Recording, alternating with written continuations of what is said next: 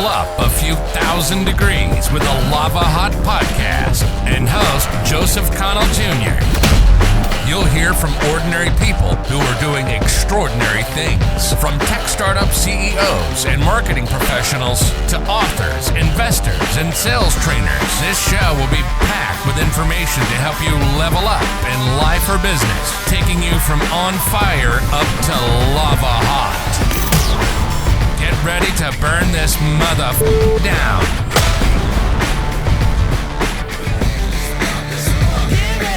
Welcome to another episode of the Lava Hot Podcast. I'm your host, Joe Connell, and as always, thank you for tuning in today. I have with me an incredible individual that I happened to meet through an app called Clubhouse. Her name is Steph Sim. Just some little info about Steph and why I brought her onto the show. She is a content creator, which nowadays in 2022 is extremely valuable. She also is a online coach for content creators. So she will come to you directly via Zoom or whichever platform just to help coach in the content creation process. She's also the host of the Start Here, Start Now podcast. Again, the wonderful Steph Sim. Steph, thanks for being with us. Well, thank you for having me. I also, when you mentioned we met on Clubhouse, it's hilarious that it was totally by accident as well, because you opened the app and it just shot you right into my room, the only room I've ever done by accident. And then now we're here today. Yeah. That app does not allow for any discretion. So it made for a very funny introduction. I just happened to click on it. And the funnier part was the wife hearing some female just speak out of nowhere. And I had to explain that.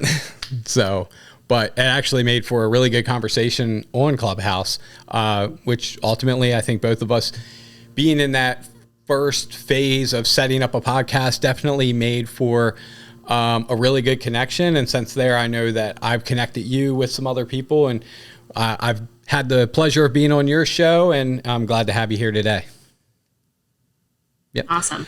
So I'm going to really just try to dive right into it. There's a couple of different layers of what you do that I want to dive into. So as you know, this show is designed for individuals that are business owners, entrepreneurs, sales professionals, and I wanted to create a platform where I could have on individuals like yourself who create good content, have a podcast, have a way of being able to communicate a message, or sales trainers, so on and so forth. I wanted them to be able to come on and share with all of those individuals little insights of what our guests have done. So in your case, right now, I know that in 2022, everybody's looking at platforms of short form content like Instagram Reels, Facebook, TikTok, YouTube Shorts, all of these different platforms that people can create content on. And I know that a lot of them are probably dragging their feet. I'm definitely guilty of that as well. When I look back at the last 2 years that TikTok has been popular, I definitely have been dragging my feet in creating a certain amount of content. And then I look at what you're doing, where you seem to be creating a constant flow of videos and content and coming up with new ideas. I want to go right into that. What your process is when you're gearing up to start making content and what got you started, if you will. Yeah. Okay. So what got me started was actually 4 years ago. I saw a friend, he was editing his vlog, and I was like, what are you doing? He told me what his vlog is, and he wasn't even doing it for views or, being famous or making, he had a whole other bunch of, totally different business. He was just doing it for fun. And he's like, you should do a vlog, Steph. Like, you'd be perfect for it. And I was like, nope, absolutely not. You will never find me on camera. Don't ask me to do anything like that. Just every single reason why I shouldn't do something like that. And I forget what the timeline is, but within a few months, maybe even just a few weeks of that, all of a sudden I was like, I think I'm gonna vlog right now. Like, I'm just gonna do it. And I don't know why, but I think that could have been like one of the first examples of me just like jumping in on something. So I vlogged what I was doing that evening. which was I made cupcakes. And then while eating them, I went and was talking to the camera saying, all right, this is what happened. And I told that same story of how someone told me to start a vlog. And I remember saying the line, I still don't know if I'm going to post this on the internet or not. So if it makes it there, like, what's up, everyone, or something like that. So it did make it on the internet.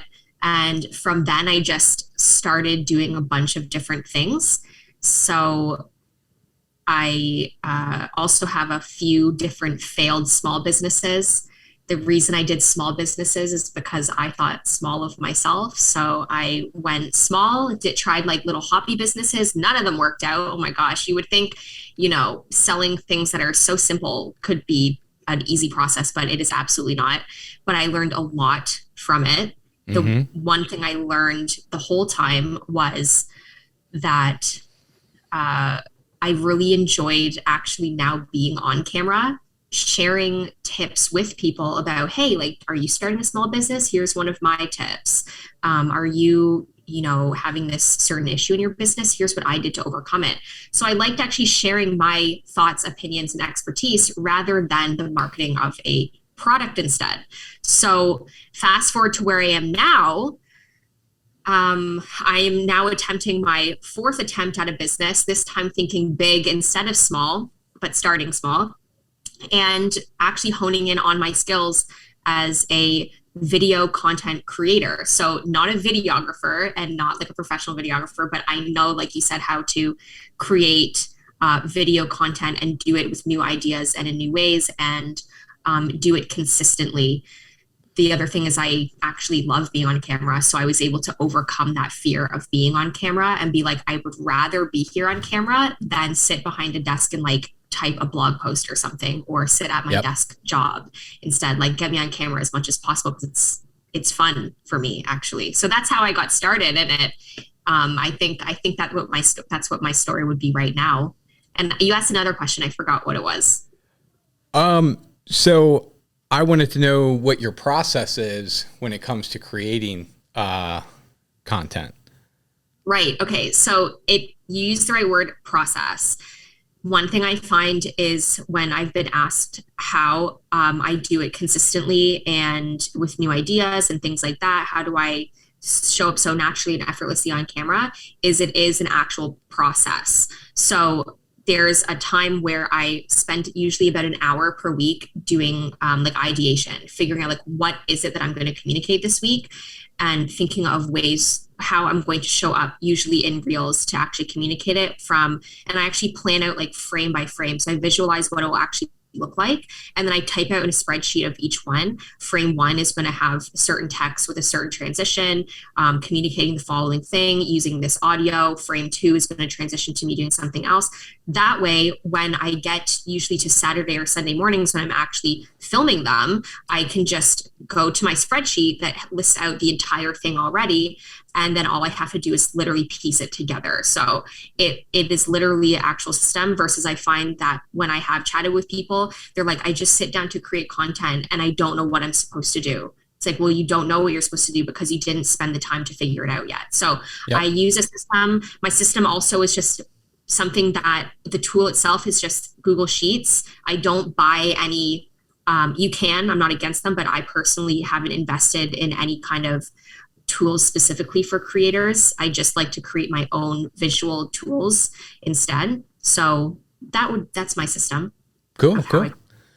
Yep. So in the coaching aspect of the business that you've started, who are like the primary demographics of a client for you? Like who would be like the main type of individuals that you think you'd be able to help right away?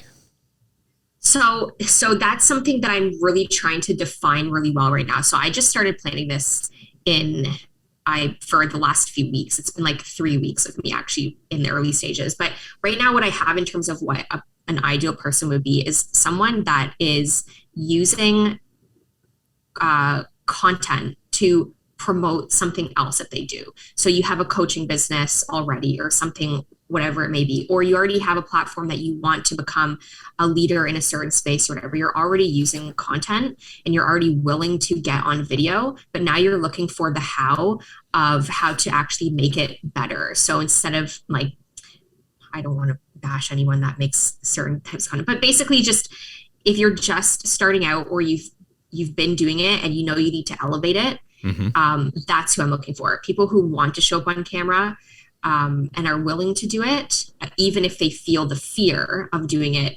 And people who are like promoting something where they have to use content to market it. I don't know if I'm going in circles now, but they have something else that they're doing. So they're trying to get into the creator space, like wear the hat of a creator, which includes coming up with ideas, being the actor or actress, being the editor, being the writer, everything. So learning that entire skill set to support something else that they're doing. Yep. Yeah. Just in my observation of industries that do not utilize content creation nearly enough. And there are some that are out there and they're crushing it and they're doing really, really well, would be industries like real estate.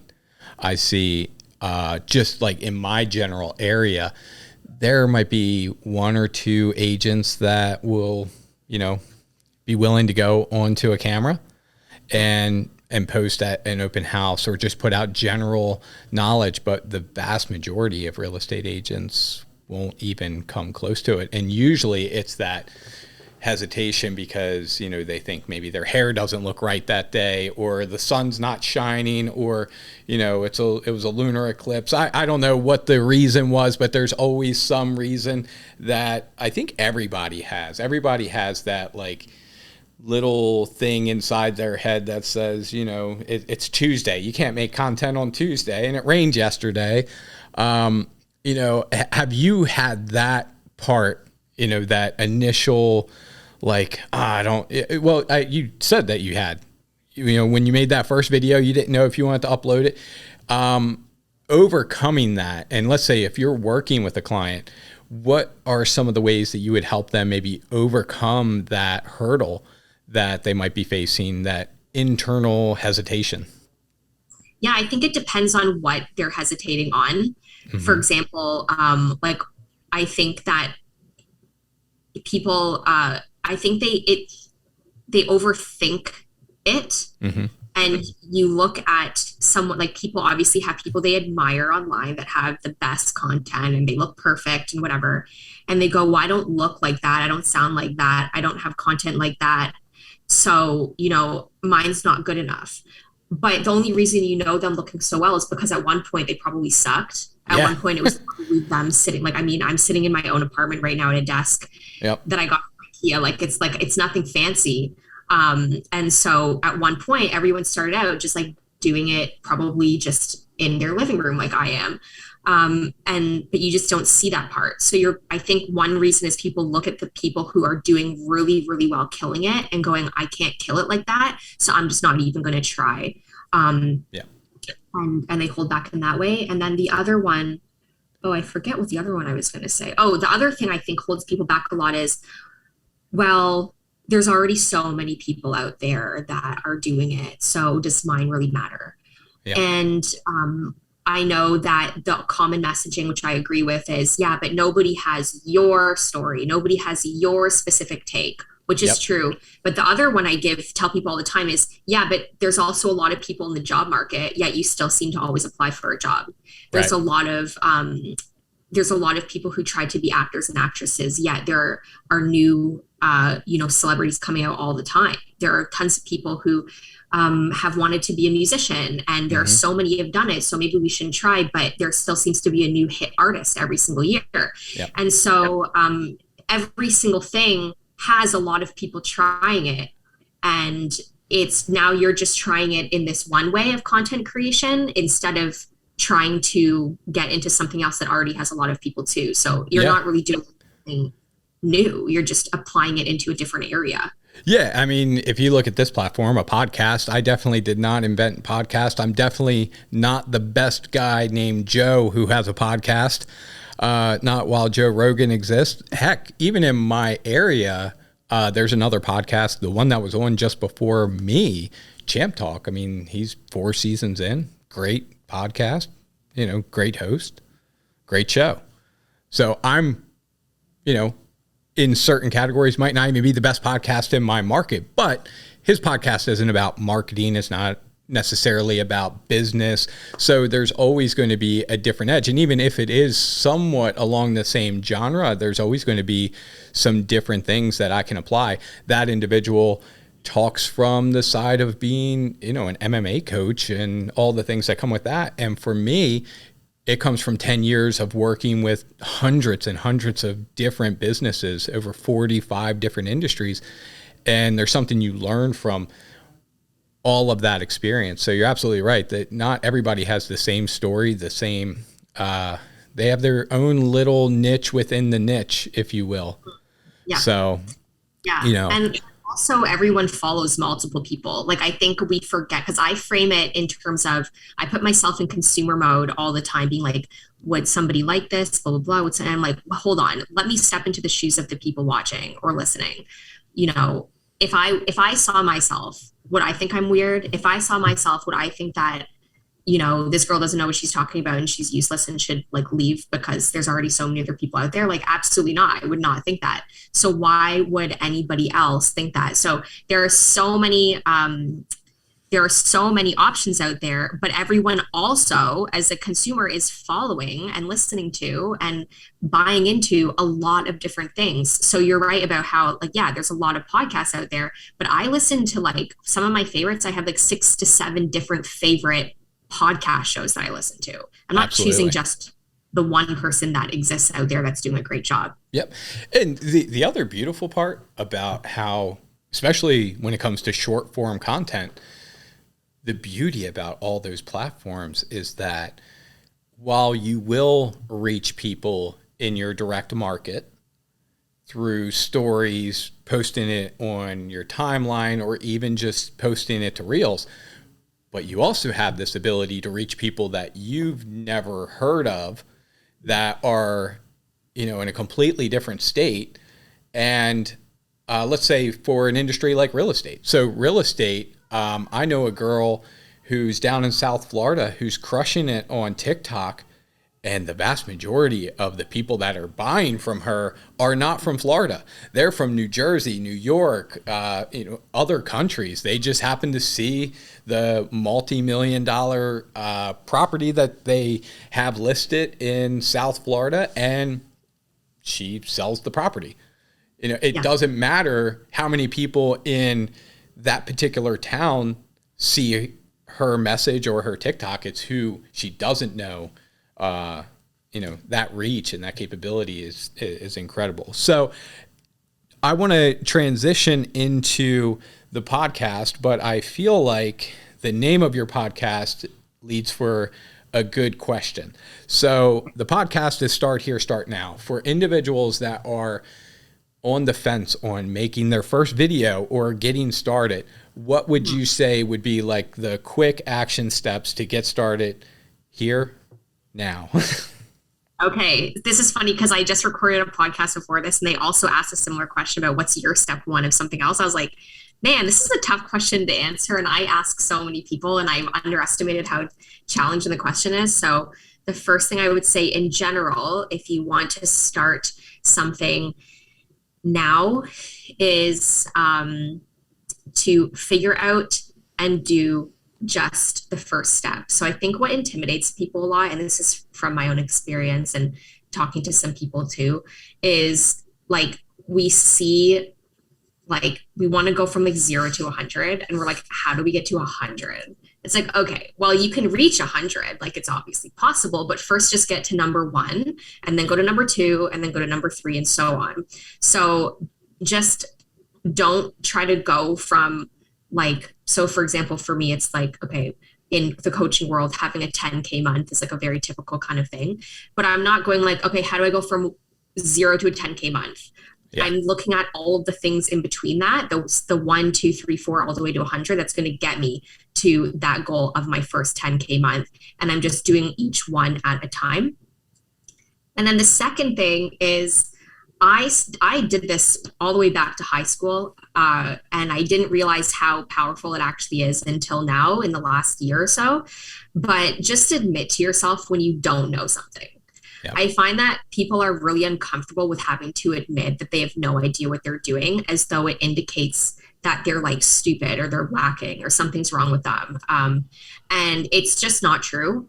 Mm-hmm. I also think that there's the saying, fake it till you make it, which people use in ways that is probably not the most appropriate approach all the time. I think it's people use it as a blanket statement and it's not. Sometimes, yes, fake it till you make it, but sometimes you really just don't know what you're doing. So if you have an idea of something and you don't know, admit it to yourself first and just become a little bit humble within your own self, because once you admit what you don't know to yourself, then it opens you up to actually seeking for the solutions. But if you don't even want to admit to yourself or to other people that you need help or you have no idea what you're doing, then you're not going to be able to access the solutions or feel open to receiving them either. Yep. Yeah. And I guess to add to that, I would say don't be afraid to seek counsel or coaching. So as we go into your podcast, so the listeners can understand that podcast, what it's about. One interesting thing that I like, what I like about the name of it, Start Here, Start Now, is that I think, especially nowadays, it's so easy to consume content. It's easy to find a motivational speaker. I think it's very easy to find information on sales or a boot camp, so on and so forth. But it's very easy to get the information and then not apply any of it. And I just look at that as information without the application is just entertainment. It's just a smarter version of entertainment. It's, if you're not going to apply good information, it's the equivalent of just watching Ozark. If that makes sense. It's just an episode of a YouTube video that you watched without any work behind it. So I like Start Here, Start Now. I love that name. I love the concept because it really is. That is, if I understand correctly, that's the embodiment of that show is when you get information, you start here and start now. So I'll let you share with the listeners that show and, what they could expect if they were to listen. Yeah. So you pretty much said it. So it was inspired by my own experience where, like you said, you can find a lot of information, but the application of it is often missing. And for myself personally, I find that the application is often missing, or it's not that the act is missing. It's more so you're not always necessarily doing like the most suitable thing because you just don't always have the know-how. And I'm missing a lot of information about a lot of things. I don't know a lot of things that I need to know in order to build a business. So I'm invested in mentorship to get the how. So the reason I started it was because I was like, there's so many articles like of, the simple steps to something. And it's like, it's not that simple. Or again, a motivational speaker that says you should be doing this because you have the capability. And it's like, okay, but so what is it that I need to actually do? How do I actually do it? So that's why I broke it down into that last question, which is similar to one that you asked me, which is what's the first step to doing it, related to whatever the theme of the pod or the episode is. That way it's like, okay, not only have we told you should take action, we've given you the step one on how to take action framed in a way that you can do literally right after listening and or like within the day before you go to bed. Like it's broken down that simply so you can get the ball rolling. So to start it off, I was just like, I don't know what topics to talk about. So I'll just bring people on about anything. So the first 2 episodes were about building resilience and also how to create and set goals that set you up for an achievable challenge, and also how to create achievement structure. So you're not just creating goals and being like, I don't know what the next step is, actually creating a system that is going to lead you towards achieving it. And again, answering, how can I start to build resilience right after listening? How can I start to practice or creating goal setting structures literally right after listening? And then as time is going to evolve, as the show will evolve with my new coaching business, it'll include stuff about mindset and all of those kinds of things, setting goals, achieving certain things, with an extra bit of like entrepreneurship as well. So I'll have some guests on coming on starting in March and onwards, also talking about building a network, how to create an opportunity out of your network, how to actually jump into taking risks, particularly in the frame of starting a business, and but also mindset stuff related to like how to actually build bigger, bolder, and faster. So that could be personally, but also in the frame of entrepreneurship as well. And again, it's that main thing is start here to get the information that you need and the know-how, and then literally start right now after listening, now that we've answered the question about what step one actually is. Cool. Yep. So Steph, as we round third base of this episode, I just wanted to give you a moment in case I missed anything that the listeners should know about Steph K. Sim, sorry, no S on the end. Did I leave anything out? Is there anything you'd like to share just before we kind of close out and wrap up? And I also want to know how people can find you if they are looking for, 1, your content, 2, your podcast, and 3, your coaching. All right. So I'll leave everyone with something that I've been working on myself, which is sometimes the goal of whatever you're doing, it's not to actually like figure the whole thing out. Sometimes it's just make your current goal at the try. Just make trying or attempting something your actual goal, because if you're attempting and trying, then that actual goal you're desiring is just going to come to fruition anyways. And so I'll just leave it at that. To find me personally and the coaching, you can find me on Instagram at Steph, which is STEPHK Sim. And the podcast on Instagram is _start now. You can also listen on Spotify, Apple Podcasts, and Google Podcasts. And you can find it at start now. Cool. Well, Steph, I appreciate you taking some time to come on the show today. And for everybody listening, I truly believe that she packed an immense amount of great content inside of 26 minutes. So if there was a certain piece of what she said that really resonated with you, I would say start here, start now. That's awesome. Thanks, Joseph. Yeah, thank you for being here. You've been listening to the Lava Hot Podcast with Joseph Connell Jr. Do you want to level up your business in 2022? Then visit us at golavahot.com for a free marketing analysis.